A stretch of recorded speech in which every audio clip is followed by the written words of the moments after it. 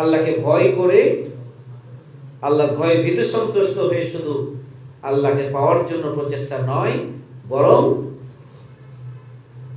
আল্লাহকে সন্তুষ্ট করার জন্য, আল্লাহর সাথে দিদারের জন্য, সাক্ষাতের জন্য অর্পিত কর্তব্য সে সর্বোচ্চ সুন্দর করে আন্তরিকতার স্বতঃস্ফূর্ততার সাথে, ইখলাসের সাথে ভূমিকা পালন করে। তাহলে আমাকে ইহসানের স্তরে উপনীত হওয়ার জন্য ভূমিকা রাখতে হবে। আবার নাফসের 3টা স্তর আছে, নাফসে আম্মারা, নাফসে লাওয়ামা, নাফসুল মুতমাইন্না। আমাদেরকে নাফসে আম্মারা হচ্ছে নাফসের ওই স্তর যেখানে ন্যায় অন্যায় পার্থক্য করার মতো শক্তি তার থাকে না, অন্যায়ের মধ্যে লিপ্ত থাকে। কখনো কখনো তার মধ্যে ন্যায়বোধ জাগ্রত হলেও আসলে সেভাবে সে কাজ করতে পারে না, সব সময় মন্দের সাথেই সম্পৃক্ত থাকে, অন্যায় অশ্লীলতা বেয়াগুনার সাথে, অসত্য অসুন্দরের সাথে থাকে, সত্য এবং সুন্দরের সাথে থাকতে পারে না। নাফসের এই যে স্তর, এটা হচ্ছে নাফসে আম্মারা। আর নাফসে লাওয়ামা হচ্ছে দ্বন্দ্বকারী নাফস, যেখানে মানুষের যে 2টা সত্তা আছে, একটা রেশনালিটি, একটা অ্যানিম্যালিটি, একটা পাশবিকতা, একটা মানবিকতা। এই পাশবিকতা আর মানবিকতার মধ্যে দ্বন্দ্বে অধিকাংশ ক্ষেত্রেই সত্য এবং সুন্দরটা বিজয়ী হয়, কিন্তু কখনো কখনো সে ভুল করে ফেলে। এই যে দ্বান্দ্বিক অবস্থাটা, এই যে 2 ধরনের মানে কন্ডিশন, এই কন্ডিশনে বিবেক বোধ জাগ্রত হয়, অন্যায় অসত্য ভুল যেটা যেটা পাশবিকতা সেটা পরাজিত হয়। এই অবস্থান থেকে বলা হয় নাফসে লাওয়ামা। আমাদের অধিকাংশের অবস্থান এই জায়গায় আছে আমরা, যখন সত্য সুন্দরটাই আমার দ্বারা বিজয়ী হয়, কখনো কখনো ভুল হয়ে যায়, কিন্তু অধিকাংশ সময় সত্যটাই সুন্দরটাই বিজয়ী হয়। আর নাফসুল মুতমাইন্না হচ্ছে নাফসের সেই স্তর যেটাকে বলা হয় পরিতৃপ্ত নাফস, নাফসুল মুতমাইন্না, যাদের জন্য জান্নাতের ঘোষণা। ইয়া আইয়াতুহান নাফসুল মুতমাইন্না ইরজিই ইলা রাব্বিকা রাদিয়াতাম মারজিয়া ফাদখুলি ফি ইবাদি ওয়াদখুলি জান্নাতি। তাহলে নাফসুল মুতমাইন্নার স্তরে নিজেকে যাওয়ার জন্য চেষ্টা করতে হবে, মুহসিনের স্তরে নিজেকে নিয়ে যাওয়ার জন্য চেষ্টা করতে হবে। এই জন্য আমাদেরকে মৌলিক ইবাদত, নামাজ, রোজা, হজ, যাকাত হক আদায় করে পালন করতে হবে।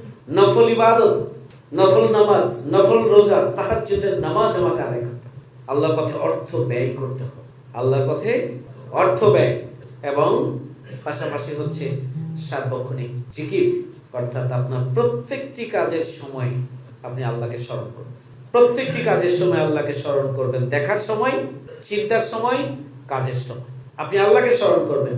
যে আল্লাহ অসন্তুষ্ট হবেন, আপনি যতই সুবিধা থাক সেখান থেকে নিজেকে মুক্ত রাখবেন। যেটিতে আল্লাহ সন্তুষ্ট হবে, যতই অসুবিধা হোক না কেন, আপনি সেটি করার জন্য নিজেকে প্রস্তুত করবেন। এটি হচ্ছে জিকির। আমরা প্রত্যেকটি কাজের ক্ষেত্রে ইসলাম কিছু নির্দেশনা দিয়েছে, সিস্টেম দিয়েছে, পদ্ধতি দিয়েছে, সেই পদ্ধতি অনুযায়ী করা, এটা হচ্ছে জিকির। আবার আল্লাহ রাব্বুল আলামিন এবং আল্লাহ রাসূল আমাদেরকে কিছু দোয়া শিখিয়েছেন, সেই দোয়াগুলো জিকিরের অংশ। বিশেষ করে হামদ, আল্লাহর প্রশংসা, আমাদেরকে বিভিন্ন কাজ করার জন্য নিয়ম শেখানোর পাশাপাশি বিভিন্ন কাজের জন্য আমাদেরকে ইসলাম কিছু দোয়া দিয়েছে, যে দোয়া যে কোনো কাজের আগে বিসমিল্লাহ বলতে হবে, এটা আল্লাহকে স্মরণ। এভাবে বিভিন্ন কাজের জন্য বিভিন্ন দোয়া ব্যবস্থা ইসলাম করে দিয়েছে। এর মধ্য দিয়ে আল্লাহকে স্মরণ করা এবং সব সময় আল্লাহ আমাকে দেখছেন, এই অনুভূতি নিজের মধ্যে ধারণ করা, এবং আল্লাহর নাম নিয়ে ভালো কাজগুলো করা, আর মন্দ কাজগুলো আল্লাহর ভয়কে লালন করেই মন্দ কাজগুলো থেকে নিজেকে দূরে রাখার প্রচেষ্টা চালানো। এটার চেয়ে বড় জিকির আর কিছু হতে পারে না। তাহলে সেক্ষেত্রে আমাদের যে দুর্বলতা এবং ঘাটতি রয়েছে, সেই ঘাটতিটা আমরা পূরণ করে নিজেকে, আমাদের আমল আখলাক এবং মুআমালাতকে আমরা সুন্দর করব ইনশাআল্লাহ। 4 নাম্বার হচ্ছে অর্পিত কর্তব্য আমি হক আদায় করে পালন করব। একামতে দ্বীনের কাজ, এটা আমাদের জন্য ফরজ না, এটা অপরাপর রাজনীতি, অন্যান্য রাজনীতির মতো রাজনীতি আমাদের না, এটি ইমানের দাবি। ওয়াতাসিমু বিহাবলিল্লাহি জামিআন ওয়া লা তাফাররাকু, আল্লাহর রজ্জুকে ঐক্যবদ্ধভাবে ধারণ করো, পরস্পর বিচ্ছিন্ন হবে না। সংগঠিত হওয়া হচ্ছে ইমানের দাবি। আল্লাযীনা আমানু ইউকাতিলুনা ফি সাবিলিল্লাহ ওয়াল্লাযিনা কাফারু ইউকাতিলুনা ফি সাবিলিত তাগুত। Those who believe fight in the cause of Allah, and those who reject faith fight in the cause of evil. যারা সংগ্রাম করে আল্লাহর পথে তারা হচ্ছে ঈমানদার, আর যারা সংগ্রাম করে তাগুতের পথে তাদেরকে রিজেক্ট ফেথ, বিশ্বাস পরিত্যাগকারী, কুফরির অন্তর্ভুক্ত বলা হয়েছে। আমরা ঈমানের দাবি পূরণের জন্য ইসলামী সংগঠন করি। ওমা লাকুম লা তুকাতিলুনা ফি সাবিলিল্লাহি ওয়াল মুস্তাদআফিনা মিনার রিজালি ওয়ান নিসা ওয়াল বিলদানিল্লাযিনা ইয়াকুলুনা রাব্বানা আখরিজনা মিন হাযিহিল কারিয়াতি যালিমি আহলুহা ওয়াজআল লানা মিন লাদুনকা ওয়ালিয়্যা ওয়াজআল লানা মিন লাদুনকা নাসীরা। তোমরা কেন সংগ্রাম করছো না? তোমরা কেন আন্দোলন করছো না? অথচ নির্যাতিত আওয়াজ বিদ্ধ গণিত আর্তনাদ করছে, হে খোদা, আমাদেরকে এই পরিস্থিতি থেকে, পরিবেশ থেকে সরিয়ে নাও, আমাদের জন্য একজন পথ প্রদর্শক পাঠাও। নির্যাতিত নিপীড়িত মানুষের মুক্তির জন্যই তো আমরা ইসলামী আন্দোলন করি। আল্লাহ রাব্বুল আলামিন বলেছেন, তোমাদেরকে কি এমন একটা ব্যবসার কথা বলবো না যে ব্যবসাটি তোমাদেরকে পীড়াদায়ক আযাব থেকে মুক্তি দিবে? আল্লাহ রাব্বুল আলামিন এই প্রশ্ন করে এই ব্যবসার উপকারিতা কি সেটি বলে দিয়েছেন। পীড়াদায়ক আযাব থেকে মুক্তি দিবেন, তোমাদেরকে এমন এক জান্নাতে প্রবেশ করা হবে যে জান্নাতের তলদেশ দিয়ে ঝর্ণা দ্বারা প্রবাহিত, এবং সেখানে তারা চিরদিন অবস্থান করবে। ইসলামী আন্দোলন করি কঠিন পীড়াদায়ক আযাব থেকে কাল কিয়ামতের ময়দানে বাঁচার জন্য। এরপরে আল্লাহ বলেছেন, ওয়া উখরা তুহিব্বুনাহা নাসরুম মিনাল্লাহি ওয়া ফাতুন কারীম ওয়াবাশশিরিল মুমিনিন। তোমাদেরকে তাও দেওয়া হবে যা তোমরা আকাঙ্ক্ষা করো, তা হচ্ছে আল্লাহর সাহায্য এবং বিজয়, সেটি তোমাদেরকে। তাহলে জিহাদ ফি সাবিলিল্লাহর কাজ থেকে তোমরা হক আদায় করে করো, যেভাবে করা উচিত সেভাবে করো, কার্যকর ভাবে করো। জিহাদ ফি সাবিলিল্লাহর কাজ করো। জিহাদ ফি সাবিলিল্লাহ ইসলামী আন্দোলনের কাজ থেকে হক আদায় করে করার জন্য বলা হয়েছে। আর সূরা তাওবার 24 নম্বর আয়াতে সেই হকের সীমানা দিয়ে দেওয়া হয়েছে, কুল ইন কানা আবাউকুম ওয়া আবনাউকুম ওয়া ইখওয়ানুকুম ওয়া আজওয়াজুকুম ওয়া আসিরাতুকুম ওয়া আমওয়ালুন ইকতারাকতুমুহা ওয়া তিজারাতুন তাকশাউনা কাসাদাহা ওয়া মাসাকিনা তারদাউনা হাব্বা ইলাইকুম মিনাল্লাহি ওয়া রাসূলিহি ওয়া জিহাদিন ফি সাবিলিহি ফাতারাব্বাসু হাত্তা ইয়াতিয়াল্লাহু বিআমরিহি আল্লাহু লা ইয়াহদিল কওমাল ফাসিকিন। বলুন হে নবী, তোমার পিতা, তোমার সন্তান, তোমার ভাই, তোমার স্ত্রী, তোমার আত্মীয়-স্বজন, 5 ধরনের সম্পর্কের কথা বলা হয়। তোমাদের সঞ্চিত সম্পদ, তোমাদের সেই বাসস্থান, তোমাদের সেই ব্যবসা বা জীবন ধারণের উপায় যা নিয়ে তোমরা তটস্থ থাকো। আমরা ব্যবসা বাণিজ্য চাকরি বাকরি নিয়েই তো দৌড়ের মধ্যে থাকি নাকি? এবং তোমাদের সেই বাসস্থান যা তোমরা পছন্দ করো, এই 3 ধরনের সম্পর্কের কথা বলা হয়েছে। এই সব কিছুর উপরে আল্লাহ, আল্লাহ রাসূল এবং জিহাদ ফি সাবিলিল্লাহর কাছ থেকে, ইসলামী আন্দোলনের কাছ থেকে যদি তোমরা বেশি ভালো না বাসো, তার মানে হচ্ছে বেশি অগ্রাধিকার না দাও, বেশি গুরুত্ব না দাও, ফাতারাব্বাসু হাত্তা ইয়াতিয়াল্লাহু বিআমরিহি, অপেক্ষা করো আল্লাহর আযাবে, আল্লাহ নির্দেশের। আল্লাহু লা ইয়াহদিল কওমাল ফাসিকিন, আল্লাহ ফাসিককে হেদায়েত দান করেন না।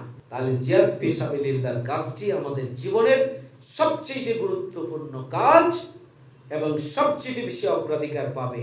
শুধু ভালোবাসি ভালোবাসি বললে হবে না, আমার সামগ্রিক কার্যক্রমের মধ্যে জিহাদ ফি সাবিলিল্লাহ অগ্রাধিকার পাবে।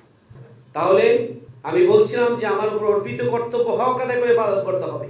ইউনিটের দায়িত্ব আপনি হক আদায় করে পালন করেন। কর্মী হিসেবে কাজ হক আদায় করে পালন করেন। রক্ষণ শপথ নিয়েছেন, আপনি তার হক আদায় করবেন। আপনি আনুগত্য করবেন স্বতঃস্ফূর্তভাবে, শৃঙ্খলা মেনে চলবেন। সংগঠনের পরিকল্পনা গ্রহণ করতে শিখতে হবে এবং পরিকল্পনা বাস্তবায়ন করবেন যোগ্যতার সাথে। আনুগত্য করবেন, পরামর্শ ভিত্তিক কাজ করবেন এবং ইহতিসাবের পরিবেশের মধ্য দিয়ে সংগঠনের আভ্যন্তরীণ জান্নাতি পরিবেশ তৈরির ক্ষেত্রে ভূমিকা পালন করবেন। এরপরে হচ্ছে ত্যাগ এবং কোরবানির দিক থেকে আপনাকে এগিয়ে আসতে হবে। আর্থিক কোরবানি শপথের জন্য শুধু না, ঈমানের দাবি পূরণের জন্যই আপনাকে আর্থিক কোরবানি করতে হবে।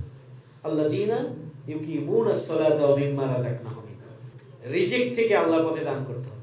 লান তানালুল বিররা হাত্তা তুনফিকু মিম্মা তুহিব্বু, ততক্ষণ পর্যন্ত কল্যাণ লাভ করতে পারবে না যতক্ষণ পর্যন্ত না প্রিয় বস্তু আল্লাহর পথে দান। ঈমানের এই দাবি, মুমিনদের এই বৈশিষ্ট্য আমাকে অর্জন করতে হবে না? যিনি শপথ নেবেন তিনি তো সার্বিকভাবে নিজেকে একজন পরিপূর্ণ মুমিন হিসেবে গড়ে তোলার জন্য সর্বতভাবে চেষ্টা করবেন। সম্মানিত ভাইয়েরা আমার, আপনাকে আল্লাহর পথে অর্থ ব্যয়ের গুরুত্ব উপলব্ধি করতে হবে এবং আল্লাহর পথে অর্থ ব্যয়ের মানসিকতা তৈরি করতে হবে। এটা হচ্ছে কোরবানি, একটা কোরবানি, আল্লাহর পথে অর্থ ব্যয়ের মানসিকতা। জিহাদ ফি সাবিলিল্লাহর পথে যারা কাজ করবে তাদের জন্য আল্লাহর ডিমান্ড কয়টা? বিআমওয়ালিকুম ওয়া আনফুসিকুম, মাল এবং জান। জীবন হচ্ছে সময়ের যোগফল। তাহলে মাল, সম্পদ, অর্থ আল্লাহর পথে কোরবানি করার একটা বড় অন্তর আপনাকে তৈরি করতে হবে। কারণ আল্লাহ বলছেন যে কর্জ দাও, বহুগুণে তা ফেরত দেব। আবার বলা হচ্ছে পরকালে তা আল্লাহর পথে যারা অর্থ ব্যয় করবে আল্লাহ তাকে তা বহুগুণে ফেরত দিবেন, আবার পরকালের জন্য মজুদ রাখবেন। তাহলে দুনিয়া আল্লাহ আপনার সম্পদে বরকত দেবেন, পরকালেও আপনার আখিরাতকে সমৃদ্ধ করবেন আল্লাহর পথে অর্থ ব্যয়। দিন প্রতিষ্ঠার আন্দোলনের সামগ্রিক কার্যক্রমকে কেন্দ্র করে সেটিকে ঠিক রেখেই আপনি চারিদিকে আবর্তিত হবেন। আপনার ব্যক্তিগত কাজ, আপনার ব্যবসা বাণিজ্য, আপনার প্রফেশন, আপনার আত্মীয় স্বজনের প্রতি দায়িত্ব পালন, পরিবারের প্রতি দায়িত্ব পালন, এই সব কিছু কার্যক্রম আপনি দিন প্রতিষ্ঠাকে কেন্দ্র করেই সবগুলো কাজ সাজাবেন, দিন প্রতিষ্ঠাকে অগ্রাধিকার দিবেন, এবং দিন প্রতিষ্ঠাই হবে আপনার জীবনের চূড়ান্ত লক্ষ্য, যার মধ্য দিয়ে আপনি আল্লাহর সন্তুষ্টি অর্জন করবেন। এই মানসিকতা এবং তার ভিত্তিতে আপনার তৎপরতাকে সাজাতে কি পারবো আমরা ইনশাআল্লাহ। সব শ্রেণী পেশার গুরুত্বপূর্ণ ব্যক্তিদেরকে সংগঠনে আনতে হবে এবং তাদেরকে মানোন্নয়ন করে তাদেরকে সংগঠনের নেতৃত্বের জায়গায় নিয়ে আসার জন্য চেষ্টা করতে হবে। দেখবেন নেতৃত্ব ন্যাচারাল প্রক্রিয়া। সে যদি সোসাইটির নেতৃত্ব হয়, এক সময় সে সংগঠনের নেতৃত্বে চলে আসবে। তাহলে আগামী দিনে পুরো দেশকে ধারণ করার জন্য, পুরো সোসাইটিকে ধারণ করার জন্য যে ধরনের মানুষ দরকার সেগুলো খুঁজে খুঁজে বের করে আনতে পারলেই আমরা আমাদের আন্দোলনকে সফলতার দ্বার প্রান্তে নিয়ে যেতে পারবো ইনশাআল্লাহ। মহান রব্বুল আলামিন আমাদের সকল কার্যক্রমকে তার সন্তুষ্টির জন্য কবুল করুন। আল্লাহ রাব্বুল আলামিন একামতে দ্বীনের এই মহান কাফেলায় স্বতঃস্ফূর্ততা, আন্তরিকতার সাথে হক আদায় করে দায়িত্ব পালনে তৌফিক দান করুন।